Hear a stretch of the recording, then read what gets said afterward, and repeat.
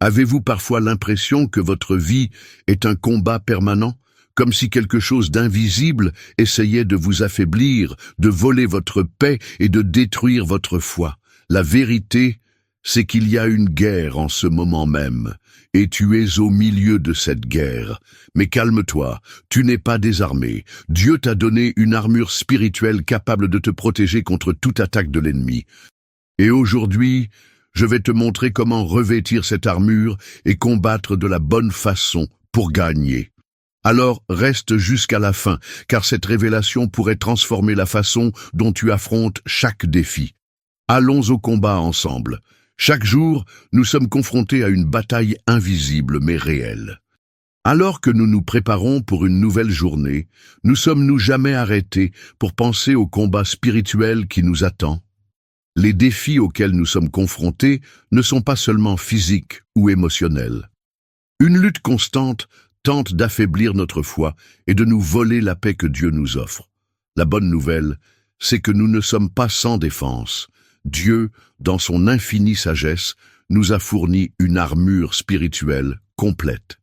Dans le livre des Éphésiens, l'apôtre Paul décrit cette armure comme une protection essentielle contre les attaques de l'ennemi.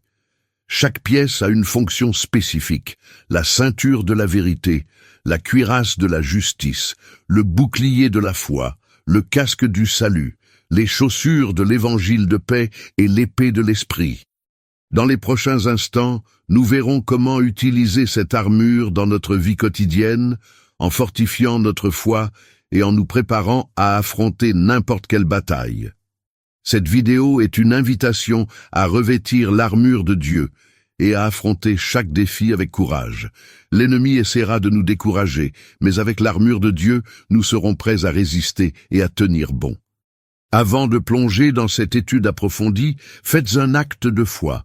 Écrivez dans les commentaires « Seigneur, revêt-moi de ta puissance ». Ce simple geste réaffirme non seulement votre confiance, mais ouvre aussi votre cœur à la protection divine que Dieu a déjà préparée pour vous. Commençons par comprendre contre qui nous nous battons vraiment. 1. Éphésiens 6, 11.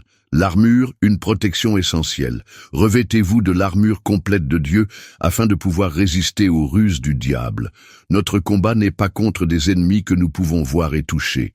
La Bible nous avertit que notre combat n'est pas contre la chair et le sang, mais contre des forces spirituelles qui agissent dans l'ombre et tentent de nous détourner de la vérité. Ces attaques ne sont pas toujours évidentes. L'ennemi se présente rarement de manière directe. Il s'infiltre plutôt par des pensées négatives, des doutes, des peurs et des tentations subtiles.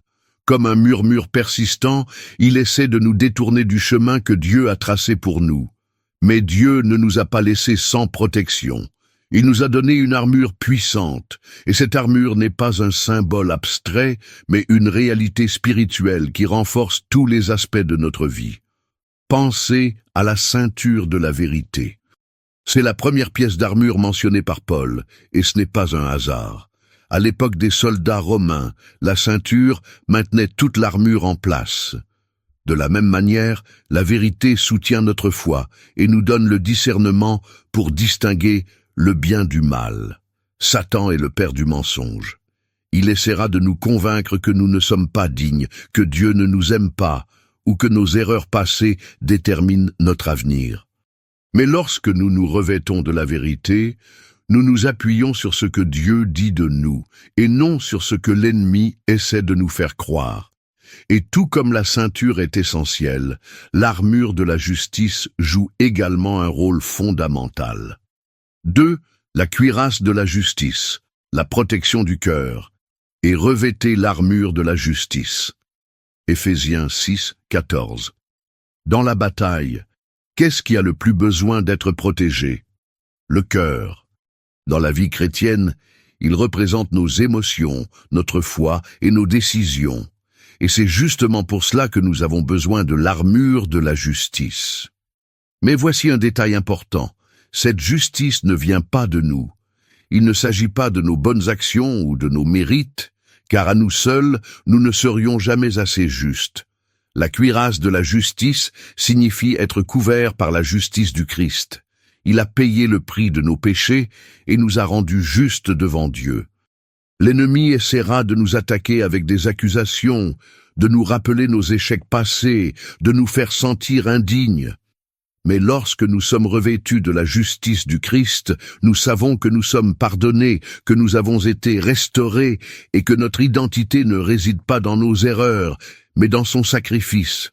Et tout comme le cœur a besoin d'être protégé, nos pas ont aussi besoin de fermeté. 3. Les chaussures de l'évangile de paix.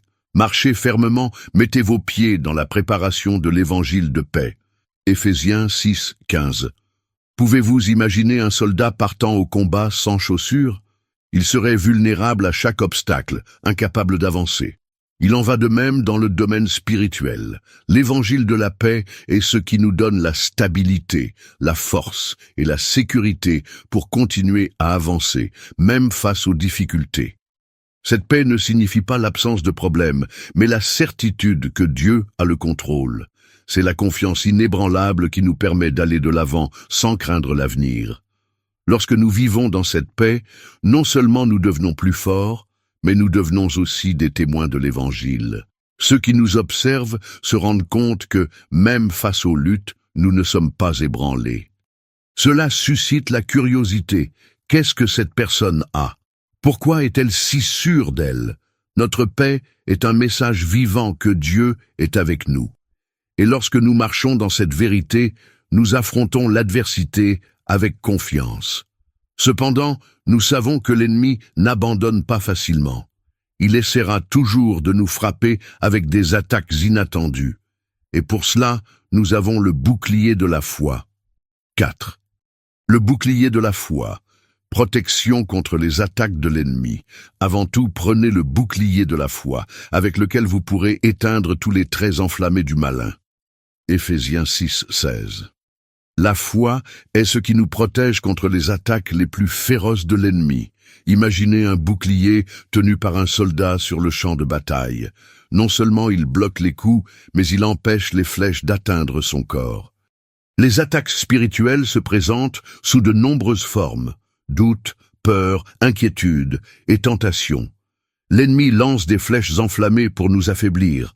Mais lorsque nous levons le bouclier de la foi, ces attaques perdent leur puissance. Et voici quelque chose de puissant. Le bouclier ne résiste pas seulement aux attaques, mais il éteint aussi les fléchettes de l'ennemi. En d'autres termes, la foi ne nous protège pas seulement, elle annule les assauts du mal. Comment renforcer ce bouclier? En restant dans la parole, en cherchant Dieu chaque jour et en déclarant ses promesses sur nos vies. La foi grandit lorsque nous apprenons à faire confiance à Dieu, même si nous ne comprenons pas tout.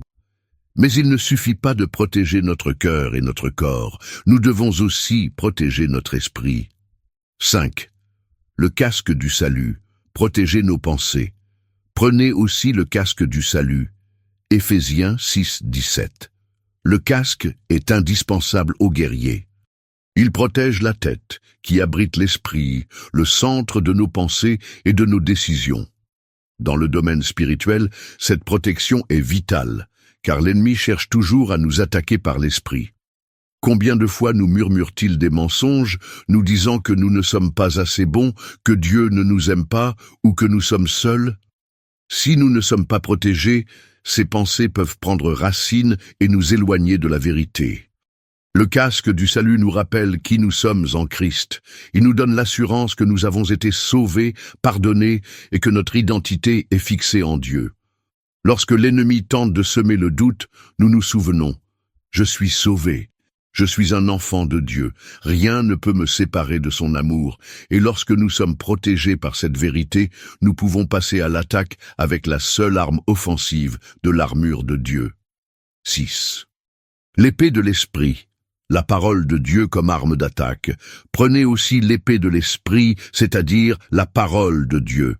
Éphésiens 6, 17. Jusqu'à présent, toutes les pièces de l'armure étaient défensives, mais Dieu nous a donné une arme puissante pour avancer dans le combat spirituel, l'épée de l'esprit, qui est sa parole. Lorsque Jésus a été tenté dans le désert, il n'a pas répondu par des émotions ou des arguments humains. Il a simplement déclaré « Il est écrit » Matthieu 4:4. Il a utilisé la parole de Dieu comme une arme contre Satan, et cela reste la stratégie la plus efficace contre les attaques de l'ennemi. La parole de Dieu a le pouvoir de détruire les mensonges, de dissiper les ténèbres et de renforcer notre foi.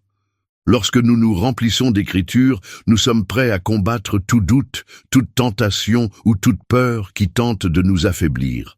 Mais il ne suffit pas d'avoir cette arme, il faut l'utiliser.